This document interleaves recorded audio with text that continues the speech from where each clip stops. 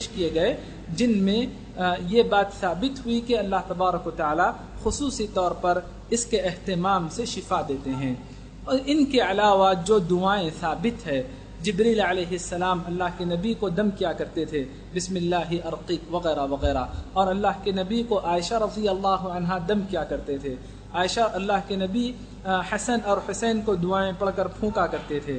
اور اسی طرح جتنی بھی دعائیں ثابت ہے، وارد ہی نہیں بلکہ ثابت ہے، تو اتنی ان دعاؤں سے آپ شفا کی امید رکھ سکتے ہیں. بلکہ رقیہ کے سلسلے میں ضابطے کے طور پر ایک حدیث یاد رکھیں، صحیح مسلم میں عوف ابن مالک الاشجعی رضی اللہ عنہ سے روایت ہے، اللہ کے نبی نے فرمایا اعرضوا علی رقاکم لا بأس بالرقى ما لم يكن شرکا. جب تک رقیہ جو دم کرنے کے دعائیں ہوتی ہیں، جب تک اس میں شرکیہ باتیں نہ ہوں کوئی حرج کی بات نہیں. یعنی فلاں آیت ہی مخصوص نہیں، یا کوئی حدیث یا کوئی دعا مخصوص نہیں، آپ مکمل اللہ کے کلام سے استفادہ کر سکتے ہیں. جب تک رقیہ میں شرکیہ باتیں نہ ہوں اس سے اسے روکا نہیں جائے گا. دوسرا راستہ، دوا کے ذریعے بھی اگر علاج ممکن ہو، شفا ممکن ہو تو استعمال کرنا چاہیے، کیونکہ احادیث میں کلونجی کو اور شہد کو برکت والا اور شفا قرار دیا گیا ہے. تو ان جیسی چیزوں پر آپ قیاس کرتے ہوئے دیگر دوائیں استعمال کر سکتے ہیں، بشرطے کہ ان میں کوئی حرام مادہ نہ ہو. تیسرا دروازہ جس سے اکثر لوگ غافل رہتے ہیں وہ ہے صدقات و خیرات کے ذریعے علاج کرنا. امام ابو الشیخ نے اپنی کتاب الثواب میں ابو امامہ الباہلی رضی اللہ عنہ سے صحیح درجے کی روایت بیان کی کہ اللہ کے نبی نے فرمایا داووا مرضاکم بالصدقہ، تم اپنے مریضوں کا علاج صدقات و خیرات کے ذریعے کرو. بہت سارے لوگ آزما کر دیکھے، جہاں دوا کام نہیں کری، صدقہ کرنے کے بعد اللہ تبارک و تعالیٰ انہیں صحت یابی، تندرستی اور شفا عطا کیا ہے. تو یہ جائز راستے ہیں، آپ اس مرض سے بچنے کے لیے استعمال کر سکتے ہیں. احتیاطی طور پر بھی آپ دعائیں پڑھ سکتے ہیں، لا الہ الا اللہ وحدہ لا شریک لہ. یہ مکمل دعا 10 دفعے یا 100 دفعے پڑھنا چاہیے. 10 دفعے کی علیحدہ فضیلت ہے، 100 دفعے پڑھنے سے حرزا من الشیطان، اللہ تعالیٰ شیطان سے محفوظ رکھ کر دیتے ہیں. رات میں آیت الکرسی پڑھنے کی وجہ سے اللہ کی جانب سے ایک حافظ، نگہبان فرشتہ ہوتا ہے، صبح ہونے تک آپ کی حفاظت کرتا رہتا ہے. اور بہت ساری دعائیں ہیں. نئے مقام پر جب آپ جائیں، جنات کا یا جادوگروں شیاطین کا خدشہ ہو تو آپ دعا پڑھیے اعوذ بکلمات اللہ التامات من شر ما خلق. اس طرح کے جو دعائیں بتلائی گئی ہیں یا جو آداب اور اذکار سکھلائے گئے ہیں، احتیاطی طور پر بھی آپ ان استعمال کر سکتے ہیں، بلکہ احتیاطی دوا بھی استعمال کر سکتے ہیں. جیسے صحیح بخاری کی روایت ہے من تصبح بسبع ثمرات عجوہ، کہ کوئی آدمی 7 عجوہ کھجور استعمال کرے صبح میں، تو اس دن اس آدمی کو جادو نقصان نہیں پہنچائے گا اور نہ ہی زہر نقصان پہنچا سکتا ہے. لم يضرہ سحر ولا سم. تو احتیاطی تدبیر، یہ تقدیر سے ٹکرانے والی بات نہیں ہے. قبل از وقت بیمار ہونے سے پہلے احتیاطی علاج لینا تقدیر سے ٹکرانے والا کام نہیں ہے. اس حدیث کے پیش نظر علماء نے اجازت دی ہے. تو احتیاطی یا مبتلا ہونے کے بعد آپ یہ تینوں راستے اختیار کر سکتے ہیں. واللہ تعالی اعلم. شریعت نے جادو کی سزا سنائی اور بہت ساری باتیں وعید کے طور پر بتلائی. ان میں سے چند باتیں میں آپ کے سامنے پیش کروں گا. سب سے پہلے جادو شر والا کام ہے، قباحت والا کام ہے.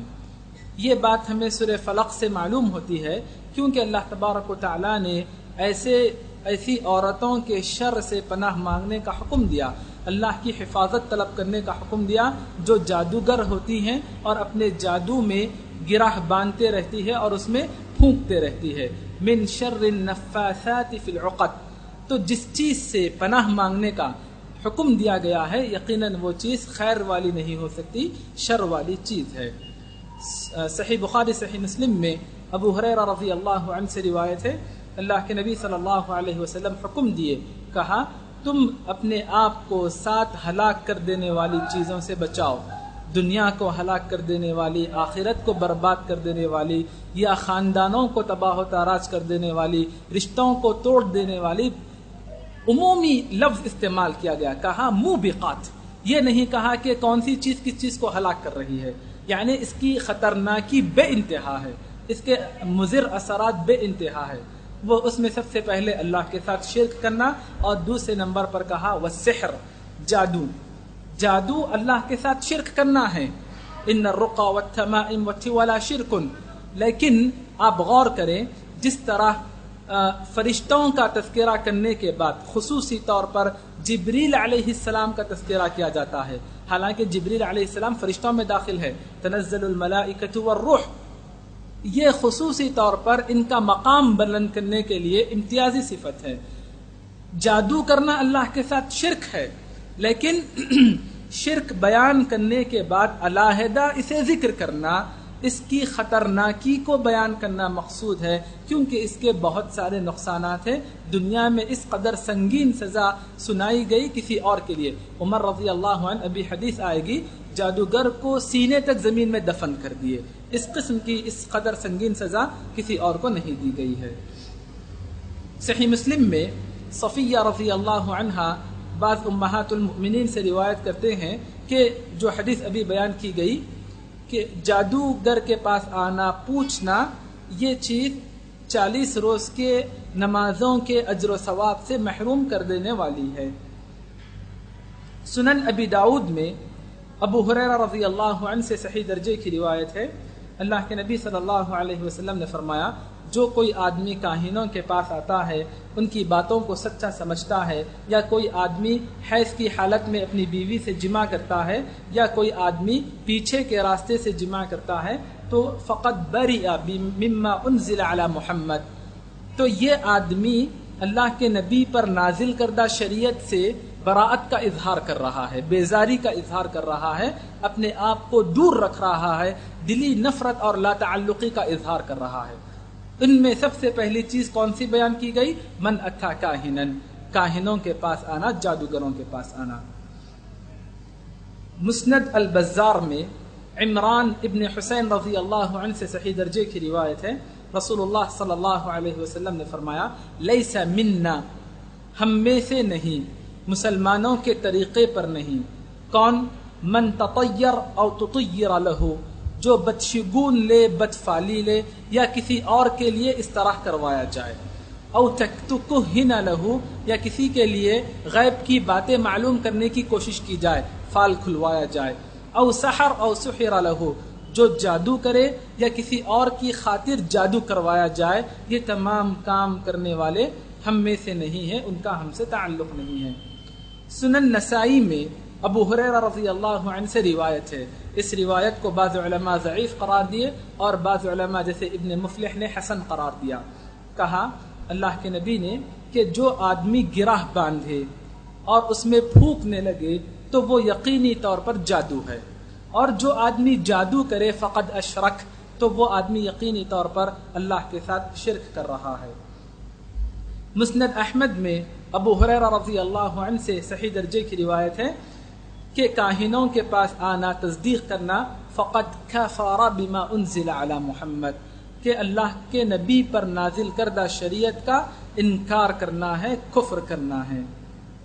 مسند احمد میں الاحنف ابن قیس سے صحیح درجے کی روایت ہے کہ عمر رضی اللہ عنہ اپنی وفات سے 1 سال پہلے یہ قرارداد منظور کی کہ اقتلوا کل ساحر، بعض روایتوں میں ہے کل ساحر و ساحرہ، جادوگر چاہے مرد ہو یا عورت ہو اسے قتل کر دو. مصنف عبد الرزاق میں سعید ابن مسیب رحمہ اللہ سے روایت ہے کہ عمر رضی اللہ عنہ ایک جادوگر کو گرفتار کیے، اخذ ساحرا فدفنہ الى صدرہ، پھر اسے زمین میں سینے تک دفن کر دیے. ثم ترکہ حتی مات، پھر اس وقت تک اسے اسی حالت میں رکھے جب تک کہ اس کی موت واقع ہو گئی. مستدرک حاکم اور امام بخاری نے اپنی کتاب التاریخ الکبیر اور امام بیہقی نے السنن الکبریٰ وغیرہ میں جندب رضی اللہ عنہ کا عمل ذکر کیا کہ ولید ابن عقبہ کے پاس ایک آدمی جادو کے کرتب دکھلا رہا تھا کوفہ میں. ایک آدمی کو قتل کر رہا تھا، سر قلم کر رہا تھا، اور اس کے بعد میں سر کو جسم سے جڑا رہا تھا. جندب رضی اللہ عنہ ان چیزوں کا مشاہدہ کیے اور دوسرے روز تلوار لے کر آئے. حالانکہ حد نافذ کرنا یہ امیر المؤمنین کا کام ہوتا ہے، حکم صادر کرنا، اور اس کے حکم ہی سے حد نافذ کی جاتی ہے. اس قدر سنگین جرم تھا صحابہ کی نظر میں کہ خلیفہ کے حکم کا انتظار کیے بغیر تلوار لائے اور اس